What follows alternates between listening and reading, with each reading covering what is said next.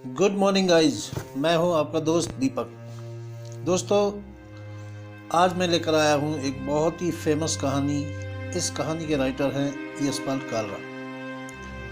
कहानी को वीडियो के माध्यम से इंटरेस्टिंग बनाने के लिए मैंने इस कहानी के पात्रों को काल्पनिक नाम दिए हैं शेखर और भावना, जो पति पत्नी हैं। तो पेश है शेखर और भावना की कहानी, अनोखा तलाक।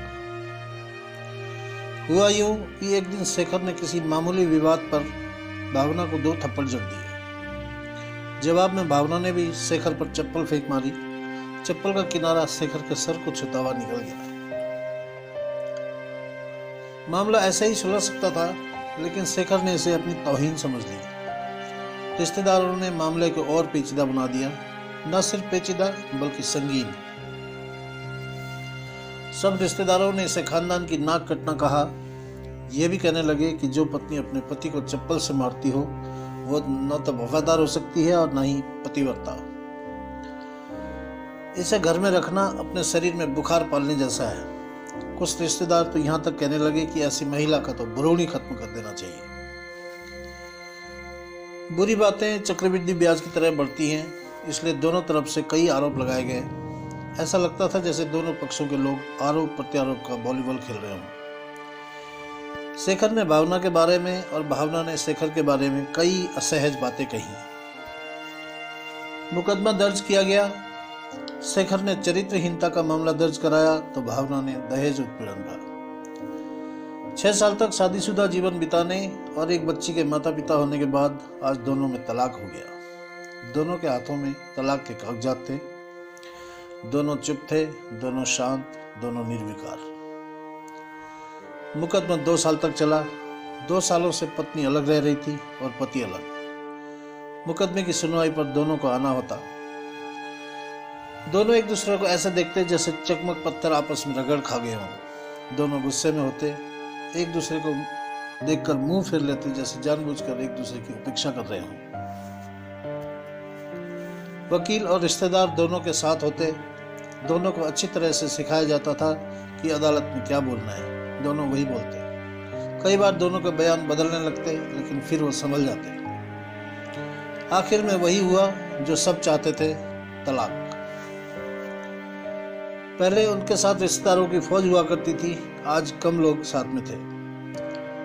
दोनों तरफ के रिश्तेदार खुश थे, वकील खुश थे, माता पिता खुश थे। तलाकशुदा पति पत्नी चुप थे, खामोश थे।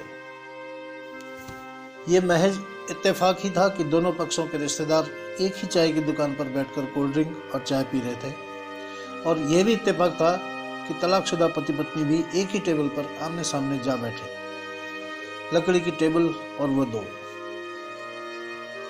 बधाई हो, जो आप चाहते थे वही हुआ, भावना ने कहा। तुम्हें भी बधाई, तुमने भी तलाक देकर जीत हासिल कर ली, शेखर ने कहा। क्या तलाक जीत का प्रतीक होता है? भावना ने पूछा। शेखर ने कहा, तुम कहो। भावना ने कोई जवाब नहीं दिया। कुछ देर चुप रही और फिर बोली, आपने मुझे चरित्रहीन कह दिया। अच्छा हुआ अब तुम्हारा एक चरित्रहीन स्त्री से पीछा छूटा। वो मेरी गलती थी, मुझे ऐसा नहीं कहना चाहिए था, शेखर ने कहा। मैंने बहुत मानसिक तनाव झेला है। भावना की आवाज सपाट थी, न दुख न गुस्सा। समझ सकता हूं। पुरुष इसी हथियार से स्त्री पर वार करता है जो स्त्री के मन और आत्मा को लहूलुहान कर देता है। तुम बहुत उज्जवल हो। मुझे तुम्हारे बारे में ऐसी गंदी बातें नहीं करनी चाहिए थी। मुझे बेहद अफसोस है। शेखर ने सिर झुका लिया। भावना चुप रही। उसने एक बार शेखर को देखा। कुछ पल की खामोशी के बाद शेखर गहरी सांस लेता है और कहता है, तुमने भी मुझे दहेज लोभी कहा। मैंने भी गलत कहा। भावना ने शेखर की ओर देखा और बोली। वो कुछ देर चुप रही और बोली, मैं कुछ और आरोप लगाती, लेकिन इतने में प्लास्टिक के कप में चाय आ गई। जैसे ही भावना ने चाय का प्याला उठाया, गर्म चाय का कुछ हिस्सा उसके हाथों में गिर गया। थोड़ा चिल्लाई, आह। शेखर के गले से भी ओह की आवाज आई। भावना ने शेखर की तरफ देखा। दोनों एक दूसरे को देख रहे थे।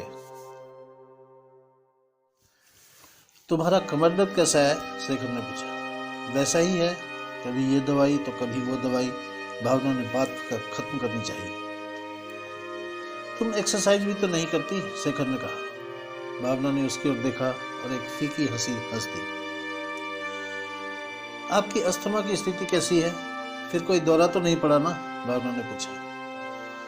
अस्थमा, डॉक्टर सूरी ने आश्वासन दिया है कि जल्द ही ठीक हो जाएगा, शेखर ने जानकारी दी। भावना शेखर की ओर देखती रही, एकटक, जैसे शेखर के चेहरे पर छपे तनाव को पढ़ रही हो। इनहेलर तो ले रहे हैं ना? भावना ने शेखर के चेहरे से नजरें हटाते हुए पूछा। हाँ, ले रहा हूं, मगर आज लाना भूल गया, इसीलिए आज आपकी सांस उखड़ी उखड़ी सी है, भावना ने हमदर्द लहजे में कहा। हाँ, कुछ इस वजह से और कुछ, शेखर रुक गया। और कुछ तनाव के कारण, भावना ने बात पूरी की। शेखर कुछ देर सोचता रहा और फिर बोला, तुम्हें मैंने 50 लाख रुपए देने होंगे और 30,000 रुपये महीना भी, कोर्ट का ऑर्डर है। हाँ फिर? भावना ने पूछा।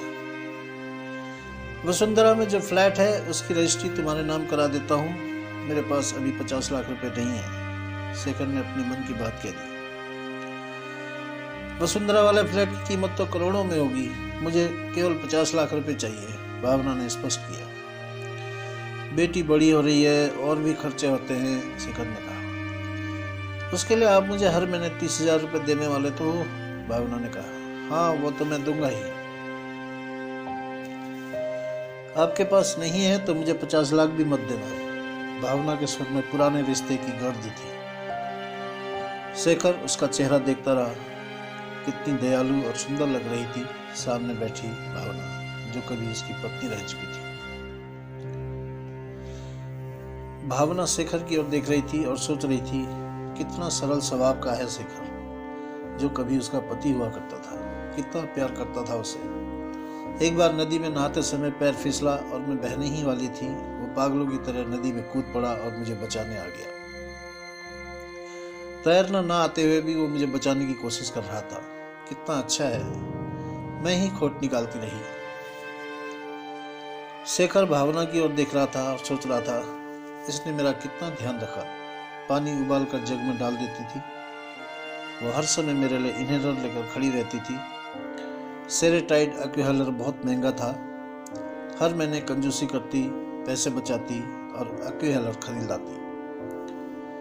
दूसरों की बीमारी की परवाह कौन करता है? ये करती थी परवाह, कभी जाहिर भी नहीं होने देती थी। कितनी संवेदना थी इसमें। मैं अपनी मर्दानगी के नशे में चूर था। हे भगवान, मैं इसकी आत्मा को क्यों नहीं समझ पाया। दोनों चुप थे, एकदम चुप, दुनिया भर की आवाजों से मुक्त होकर खामोश। दोनों भीगी आंखों से एक दूसरे को देख रहे थे।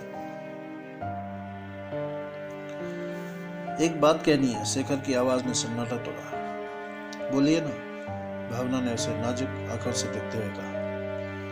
डरता हूं, शेखर ने कहा।